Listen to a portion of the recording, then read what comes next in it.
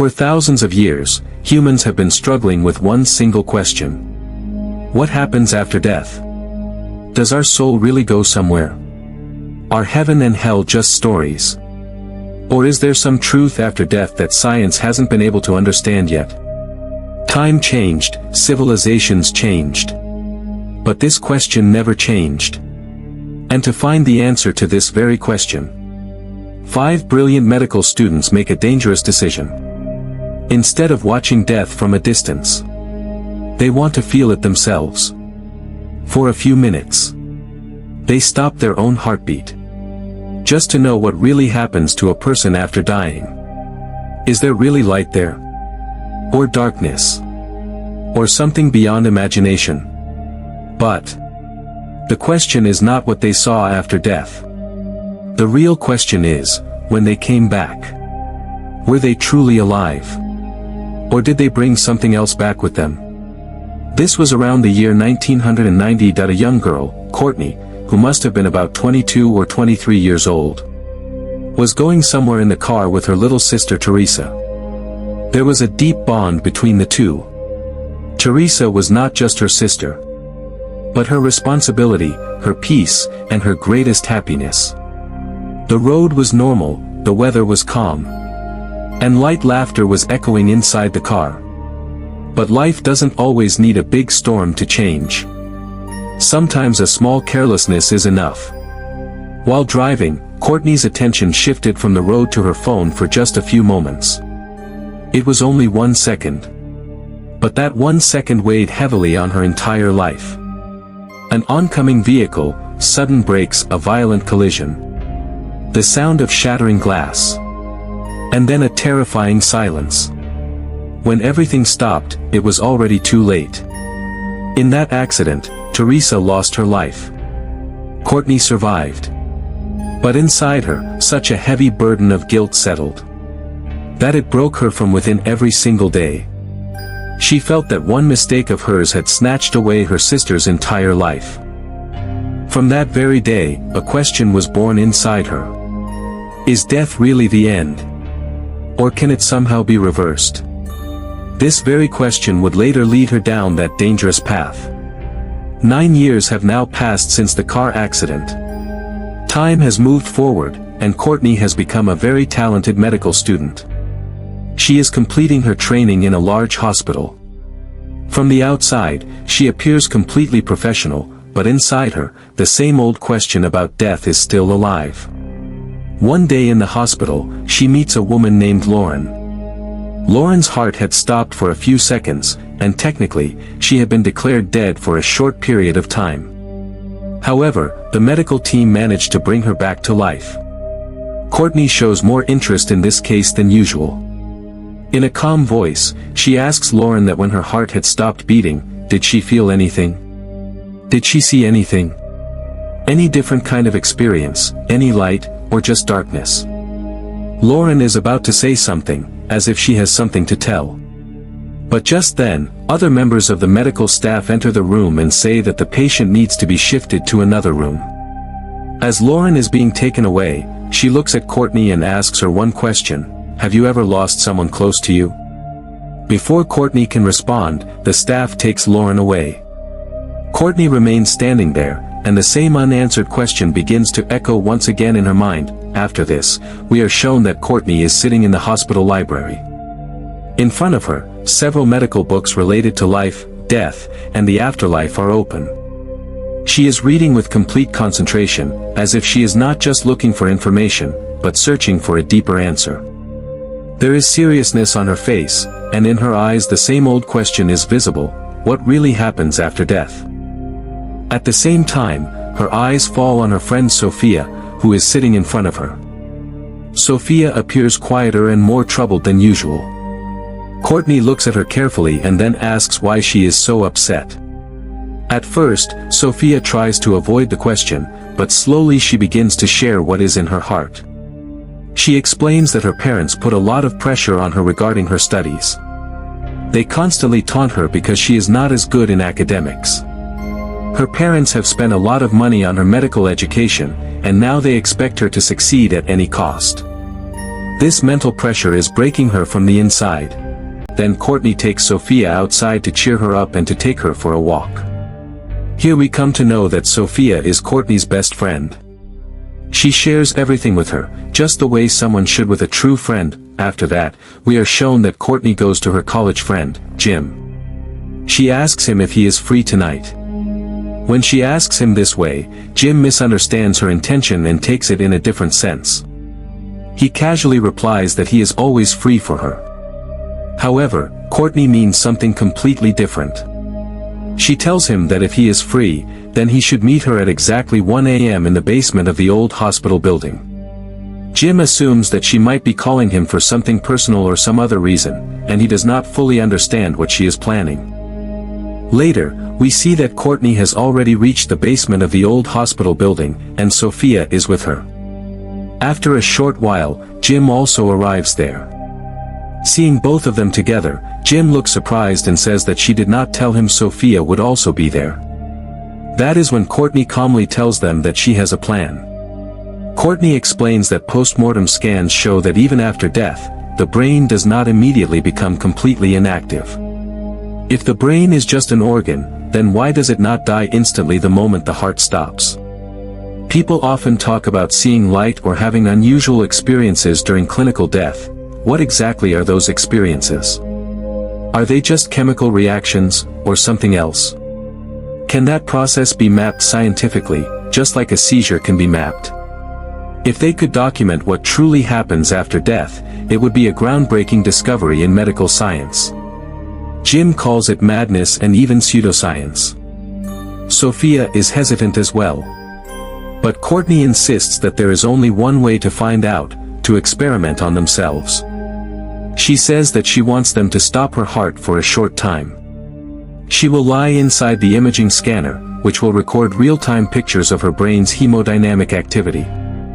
First, she will be given 50 milligrams of propofol to make her unconscious. Then her body temperature will be lowered using a cooling blanket. After that, they will use a defibrillator shock to stop her heart. 1 minute later, they will bring her back. She tells them that she has already signed a release form and taken full responsibility.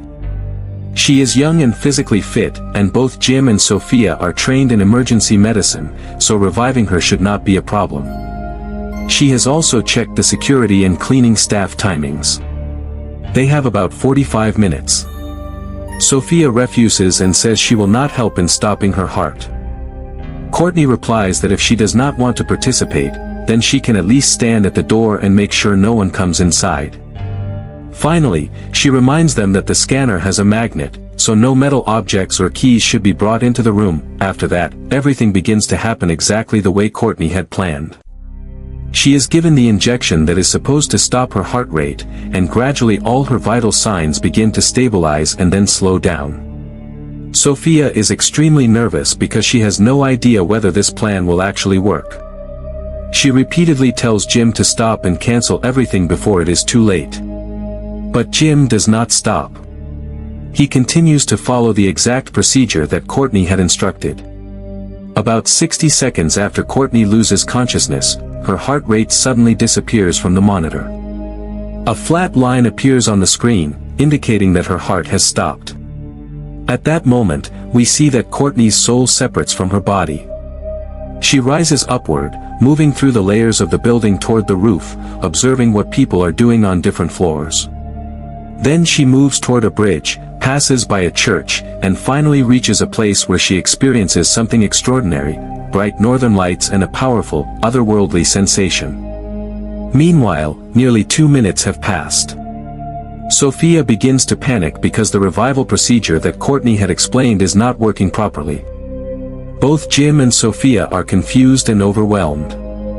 Not knowing what to do, they call their college friend Ray. Ray is academically strong and understands emergency procedures well. He quickly joins them and works intensely to help bring Courtney back to life. After a lot of effort and struggle, they finally succeed in reviving her. When Courtney regains consciousness, she tells them about her afterlife experience.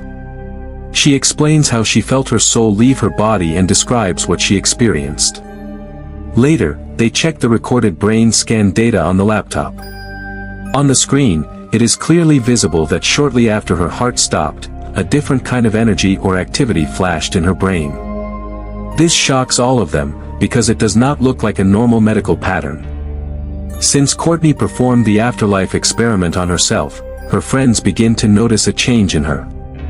She appears happier and more confident than before.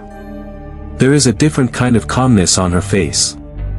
She performs better in everything, as if her focus and energy have increased. It feels as though she is living her life from a new perspective. She even starts improving things that were previously imperfect or unsettled in her life. Everything was going well, but then one day something happened that they had never expected. One night, all the friends were partying at a bar. The atmosphere was light and cheerful. Suddenly, Courtney draws everyone's attention toward herself when she sits down at the piano. Her friends are surprised, because they had never seen her play the piano before. But that night, she plays so beautifully that everyone present becomes completely absorbed in the melody. Seeing this, her friends realize that something has changed in her brain after the Afterlife experiment. Her thinking ability has increased, her memory has become sharper, and things she had once learned but forgotten over time are now coming back to her. They are impressed and begin to believe that the experiment has had a positive effect on the brain, improving memory and enhancing everyday experiences. But there was something important to notice here. Courtney had come back to life after dying, and her soul had returned to her body, but it seemed as if she had brought something else back with her. One day, while Courtney was taking a shower in her bathroom, she noticed that the shower curtain was moving on its own. She began hearing strange sounds as well. She adjusted the curtain once, but it moved again by itself. Then she saw a frightening shadow near the bathtub, which terrified her. However, Courtney did not share any of this with her friends. She thought that maybe it was just her subconscious mind or her own imagination. So she kept these experiences to herself. Courtney does not pay much attention to these strange incidents. Her friends can clearly see the positive changes in her, so they do not take the frightening events seriously. She appears happier, more confident, and more capable than before. Because of this, one day Jim decides that he also wants to perform the experiment on himself. He wants to experience what Courtney experienced. Eventually, he agrees to undergo the experiment. However, Ray had always been against this experiment. From the beginning, he kept saying that they should stay away from this dangerous procedure. As usual, when Jim's breathing stops and his heart rate disappears from the monitor, Ray steps in and helps bring him back to life. After this, their confidence increases even more. Gradually, one by one, the rest of the friends also decide to perform the experiment on themselves. They think that if everything went well for Courtney and Jim, and they had positive experiences, then how could anything go wrong for them? With this mindset, each of them chooses to undergo the experiment on their own bodies. One day, Marlowe tells them that both of them had flatlined. They were clinically dead and then brought back to life, but their experiences were not the same. She explains that Courtney's change seems connected to her past. She is remembering past events more clearly and relating to them more deeply, as if her mind has strengthened its connection with old memories. On the other hand, Jim's change is different. He was not very good in medical studies before, but now he has become sharper and more focused in the present. He answers questions better and understands things more clearly than before. This makes them realize that the experiment has affected each person differently. Everyone experienced something unique, and perhaps that is what makes this experiment so mysterious. However, there was one thing that Courtney and Jim had in common: both of them began experiencing strange and frightening events. One day, Jim was standing on top of a building. His eyes suddenly moved toward the street below. There, he saw a woman standing and staring at him with intense anger. As soon as Jim recognized her, he froze. She was his former girlfriend, and it was impossible for her to be there. He became so frightened that he held his breath for a moment. But when he looked at the same spot again a second later, the woman had disappeared. This terrified him even more. Still, Just like Courtney, he chose to ignore the incident and did not share it with his friends. One day, Marlo decides that she also wants to repeat the experiment on herself. All the friends are excited about it. Soon, based on her suggestion, the experiment is performed again. But this time, things do not go as planned.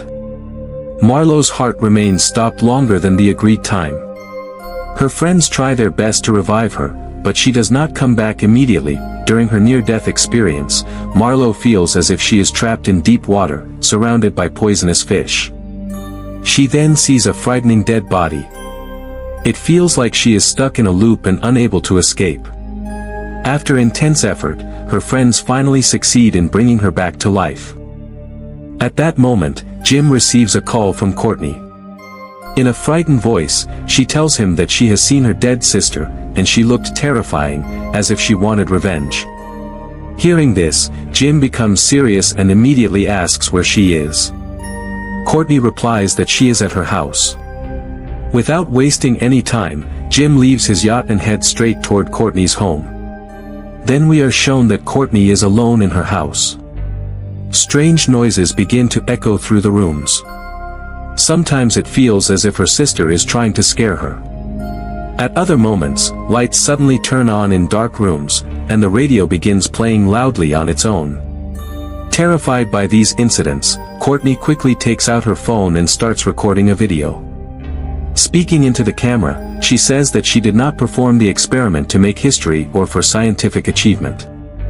The real reason was that she deeply missed her dead sister and carried intense guilt for being responsible for her death.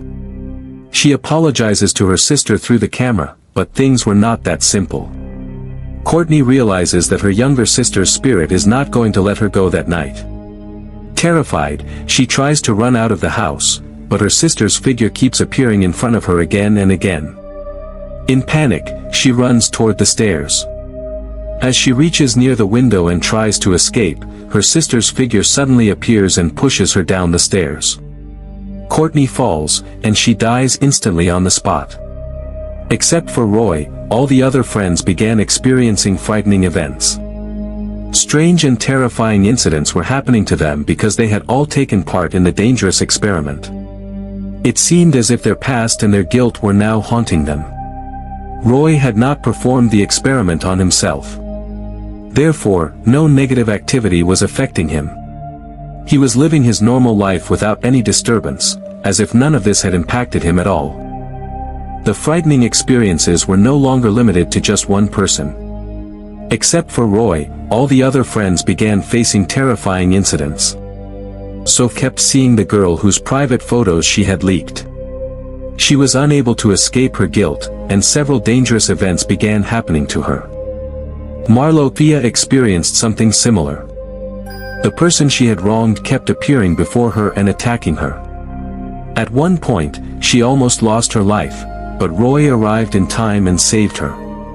Gradually, the three of them realized that their past mistakes were haunting them. If they did not atone for their actions and forgive themselves, they might face the same fate as Courtney. Sophia wants to confront her past first. She goes to her college and meets the girl she had harmed. She confesses that she was the one who leaked the photos and sincerely asks for forgiveness. At first, the girl pretends not to care, but eventually she forgives Marlo after seeing her genuine remorse. After that day, the frightening incident stopped for Marlo. Seeing this, Marlo understands that she must also face her guilt. She goes to her medical college and admits that a person died because of her mistake. She accepts that it was an accident and is ready to face any consequences. The administration suspends her for a few days and informs her that further action will follow. After confessing and accepting responsibility, Sophia begins to free herself from her guilt. Gradually, the terrifying experiences also start fading away. One day, Jimmy decides that he will finally face his past and ask his ex-girlfriend for forgiveness. He searches for her and eventually reaches her place. There, he discovers that she has a 10-year-old son, whom she has been raising alone. She has not married anyone.